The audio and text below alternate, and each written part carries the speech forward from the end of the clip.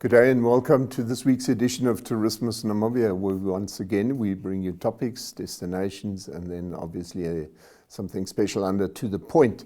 My name is Frank Steffen. I'm the editor of the Allgemeine Zeitung and responsible for Tourismus Namibia, which comes out as a magazine from time to time. But first up today, we obviously have to start with topics.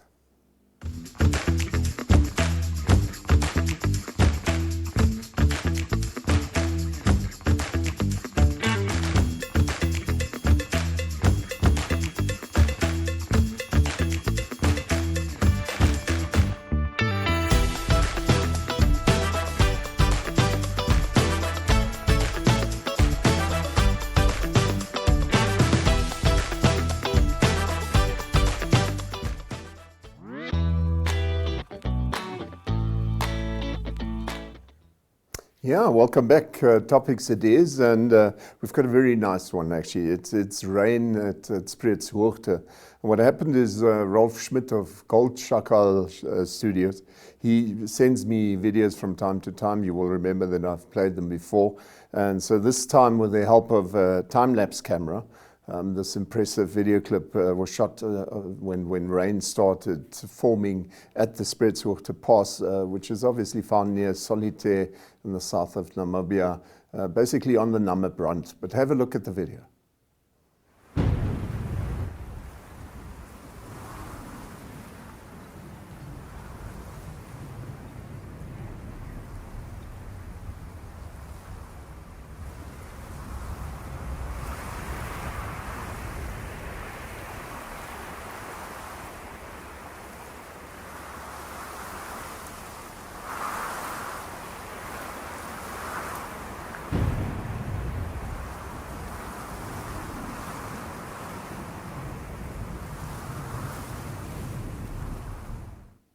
So you tell me this wasn't impressive. I mean, we as Namibians aren't used to that much water around here.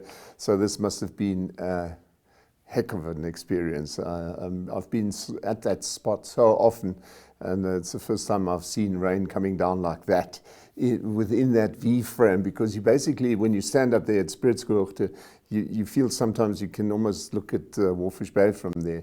It's unreal how far you can see from there. Anyway, so up next we've got EHRA. EHRA stands for Elephant Human Relation Aid, and we've obviously often spoken about that. And so with the help of the Earth Ranger app, which you see here, the Elephant Conservation Organization is able to track and capture important data that enables it to make strategic decisions. In the image, Francia collared elephant can be seen moving around the Gelukpos village area, as one of the main water sources is located near the village. To avoid elephant conflict, we used the data collected with the EHRA app to decide where to build a dam for an elephant drinking trough.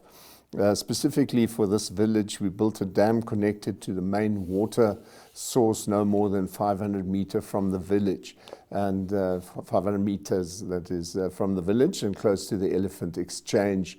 This is what the EHRA says. And so according to the report, the use of the Earth Ranger app has had a positive impact on conflict mitigation tactics, and the organization is now able to monitor the migration of elephant herds more closely. So you can clearly see there all these tracks that they use, and it's funny how these animals tend to stick to the same route all over and over again. So I thought that was quite impressive.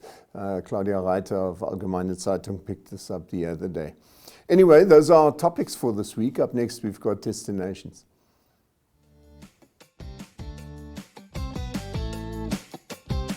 The My.NA Cars Show provides viewers with the best in-class cars content, engaging interviews, as well as a showcase of the latest cars-related news, products, and services. If you would like to feature your brand or campaign on this platform, contact My.NA at synergy.com.na. My.NA Cars, more than just a ride.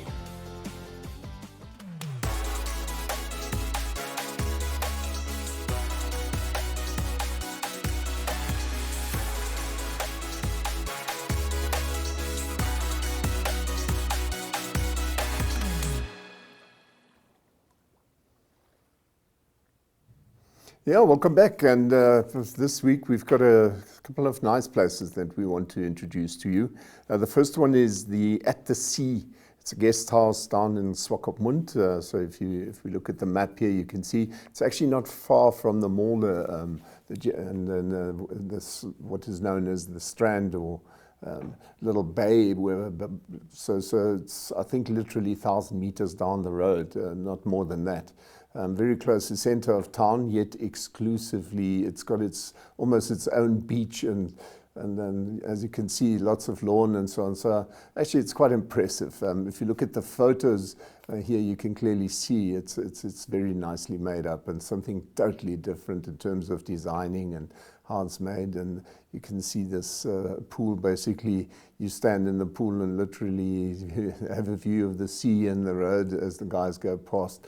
So it's actually called the Sea At the Sea Boutique Hotel, and it's really very nice.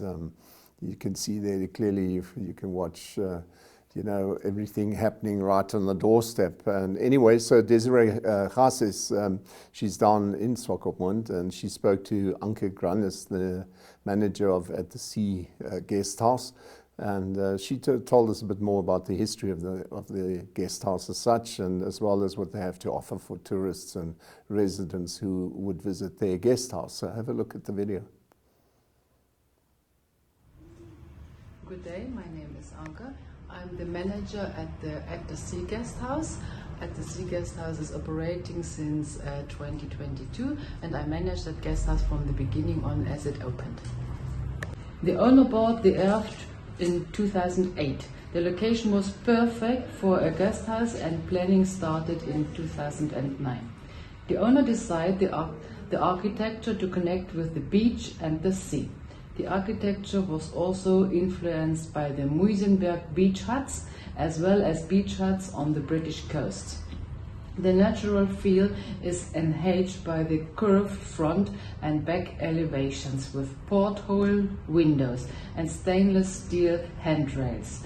Floors have a timber plank pattern, and reclaimed T&G Original floors were installed with the sundowner lounge and the top luxury unit.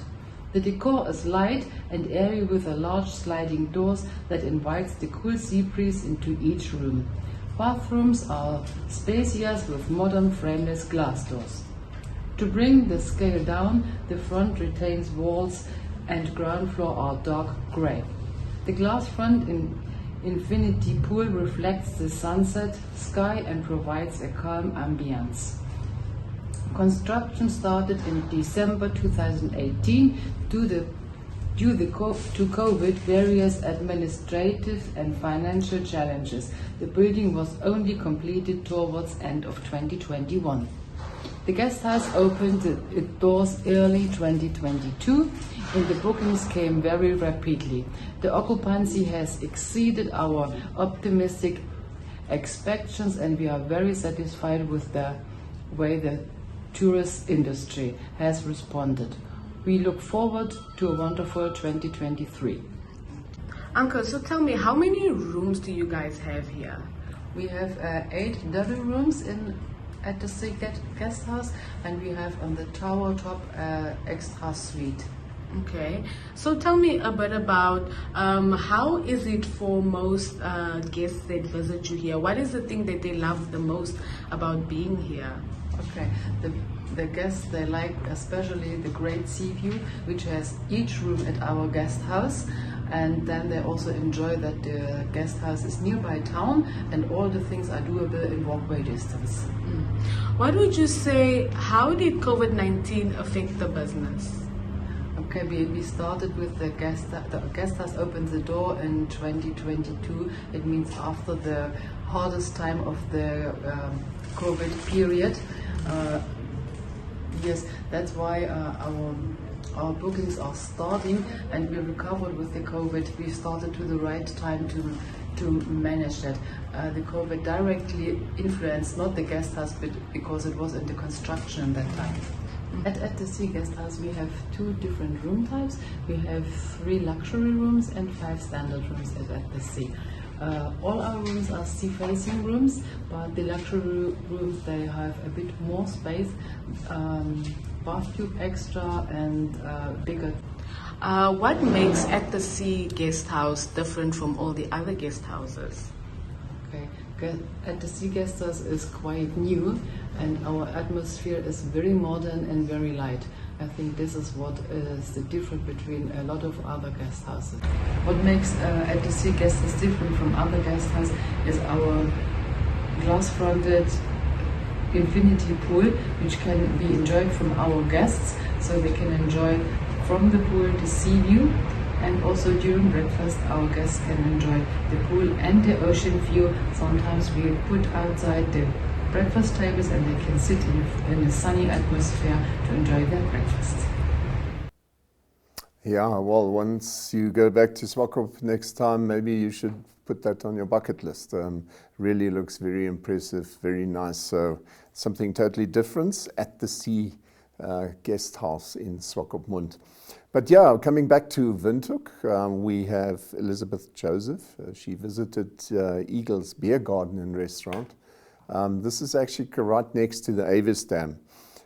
So they offer a great outside beer garden with a good food menu, she says. And if I say I'm not being sarcastic, that's what she wrote to me. Right next to the Avis Dam, you can actually combine it with a walk at the dam, and visit that place. Enjoy it, and once you're ready, there's a pool there at Eagle's Beer Garden. You can actually see it here on the photo there at the bottom. So they're very creative, these people. Like she said, they offer a great outside beer garden with a good food menu for sports enthusiasts. They also broadcast live sport events. There's a big lawn area for kids to play on, which makes this the perfect place for the whole family. Anyway, so Elizabeth chatted to one of the employees, Miller, to see what they're known for. So the photos here give you a good impression of what's going on there. You can see quite big sports events, use that as their starting point and end points so that people can have a good time there. But have a look at the video.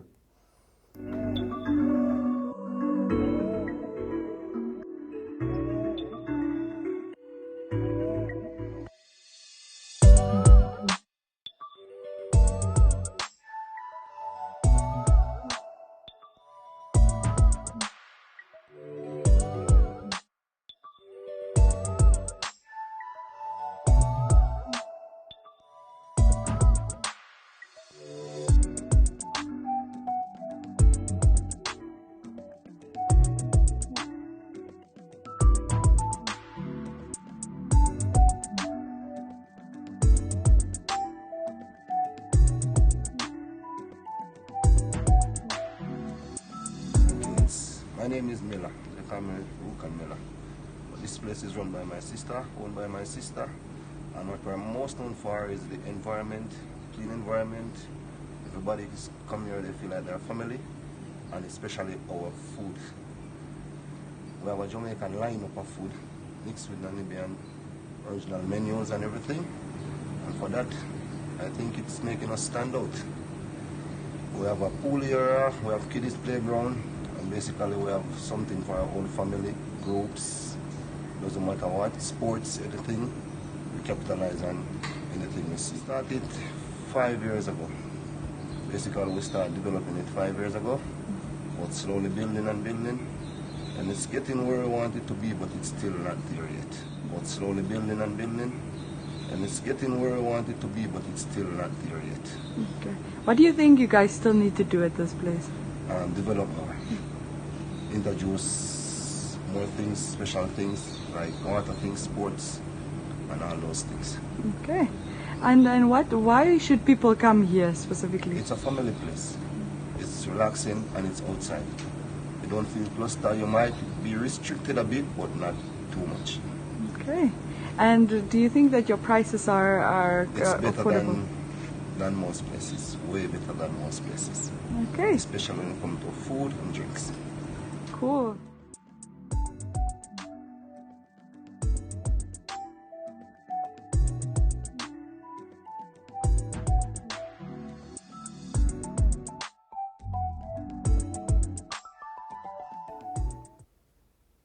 Yeah, I must say I was there already a couple of times, and always an enjoyable time that we had there.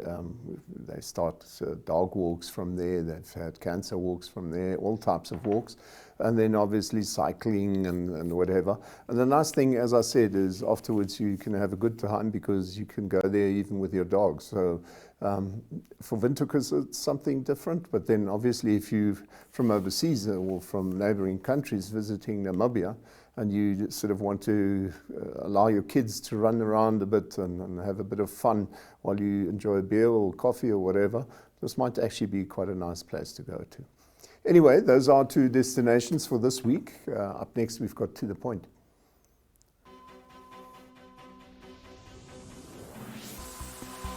The Agenda is a weekly national affairs interview program hosted every Sunday by Namibian Sun editor Trevor Nott, featuring a panel of high-profile newsmakers, analysts, and experts. The Agenda aims to reach high-end news consumers seeking informed understanding of national issues. This show is broadcasted on NTV, 1up2.com, and the Namibia Media Holdings Facebook platform. The Agenda focuses on interviews where we put the nation in the hot seat. Contact Agenda at synergy.com.na to get your product and service in the hot seat. The Agenda, focused on today's conversation.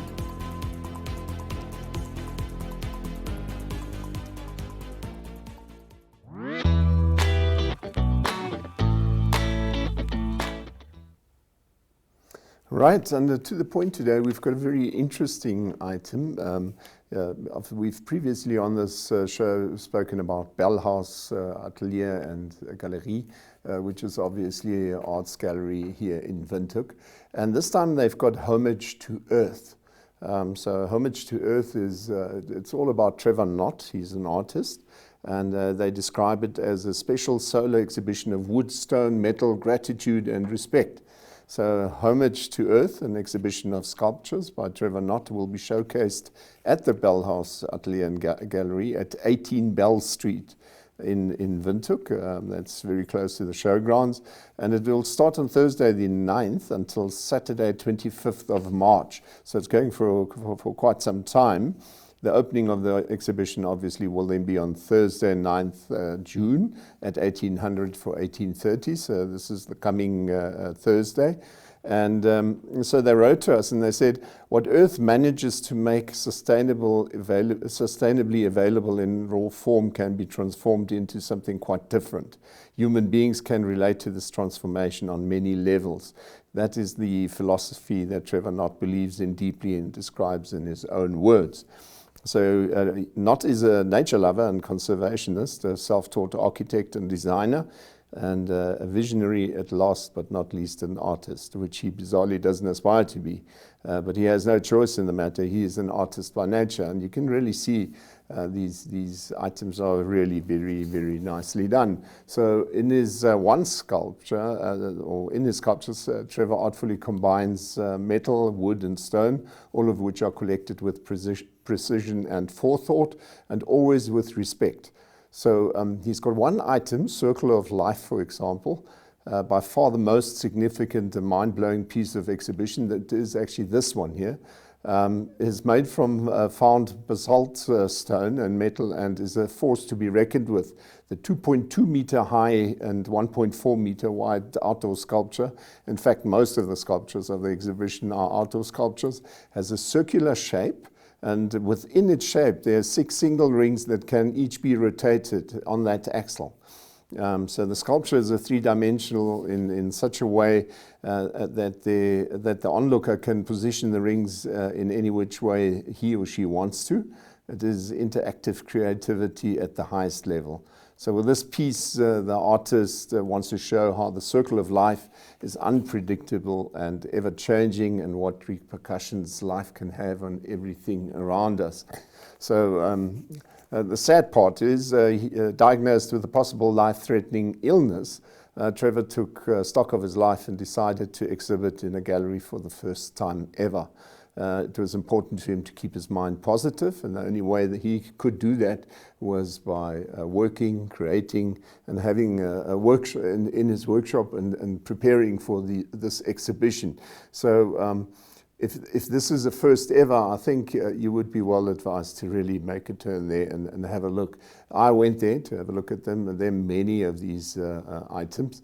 I only brought you a couple of them so as to give you a good reason to still go there and have a look yourself. So a very different item altogether.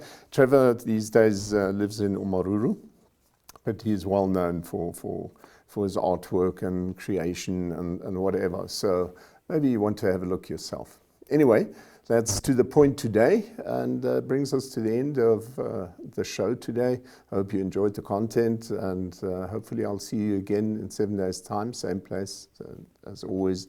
And until then, look after yourself and remain healthy. Bye.